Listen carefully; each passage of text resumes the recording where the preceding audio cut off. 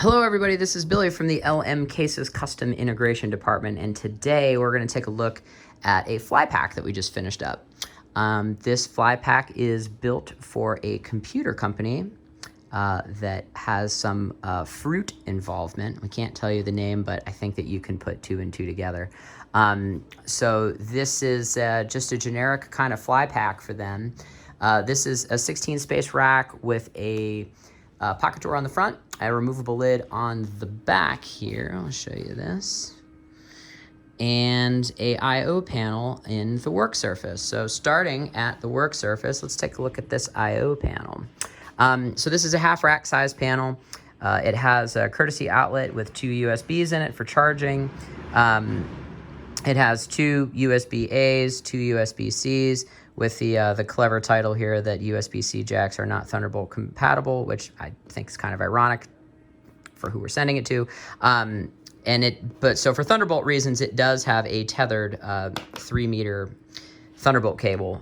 So this is just tethered at this point now because I think that this is good enough to get on the work surface and stay in the way, or stay out of the way. But there is some slack below the work surface if they want to.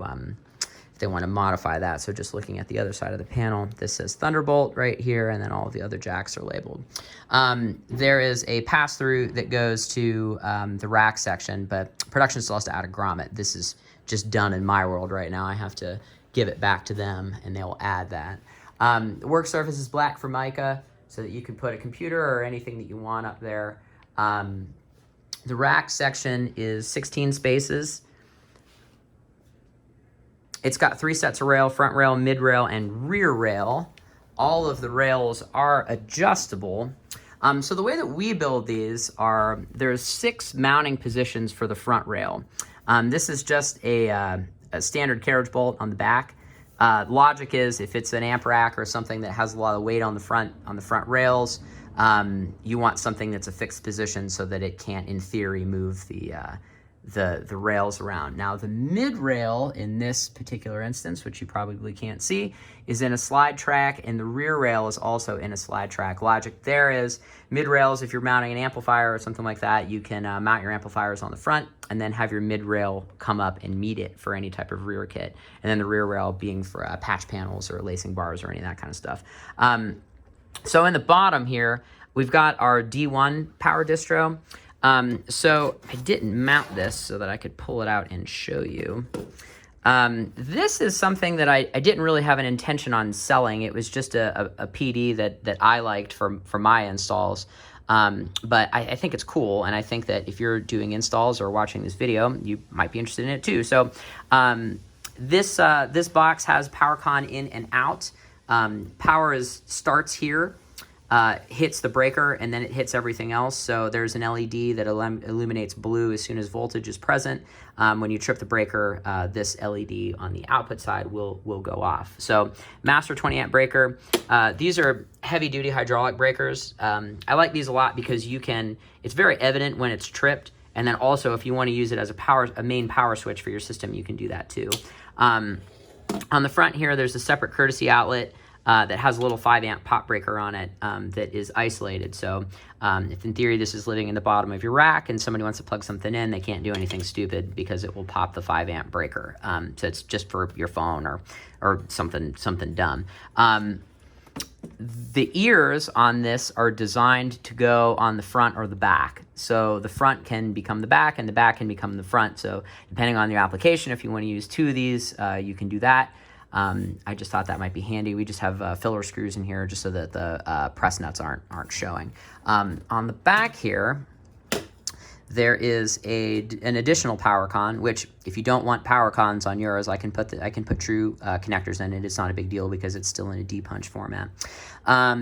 There's a spaced outlet. This is great for something that's big. If you've got a wall wart or something like that, you can space it out. Even a lot of heavy duty plugs. Like Hubble plugs will, even in a 15 amp format, sometimes will block the other side of a duplex outlet. So I wanted to have one spaced pair. The logic, I should say, by having a twist lock on the back as that falls, is if you do want to have a power strip, like if you follow us, I like Furman plug locks a lot. So if you did want to cut the Edison off of the end of it and put a PowerCon or a True on there. That gives you something that's locking, so you have saddles on all of your plugs. If you're not familiar with what a Furman plug lock is, there is a link in the description, so just check that out. And then there are 3 duplex outlets on the back that give you 6 courtesy outlets. So we'll put that guy in there. Custom built PowerCon cable. Not very sexy, but it's there.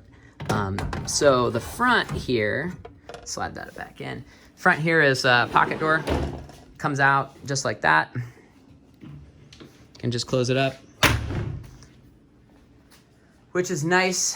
It is a strong design. It's 1/2-inch plywood. We're using AccuRide glides on the inside. It prevents you from storing lids anywhere. And on the back here, in theory, are never going to have to go back here. So just for size and cost savings, we decided to just keep this a flat panel door. So we did press in expanded metal here just for ventilation. So you can see that there's a very, very nice beveled edge on this.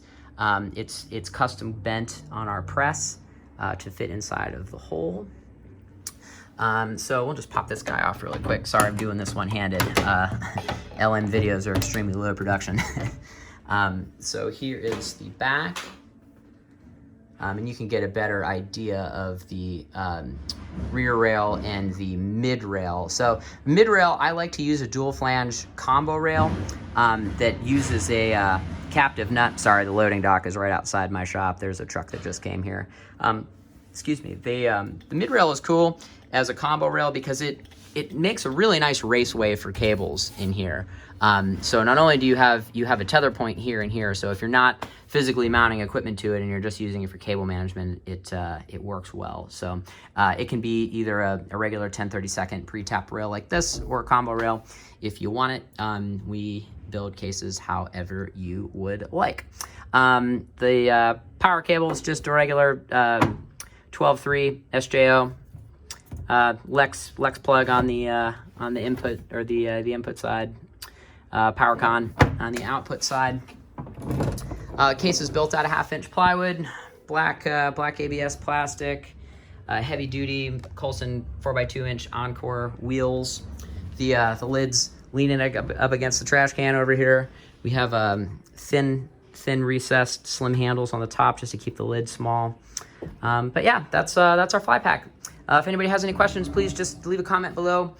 You can email me at any time, billy@lmcases.com. You can call us in the old-fashioned way, 800-874-8326. If anybody has any questions, just please leave a comment. Thanks for stopping by.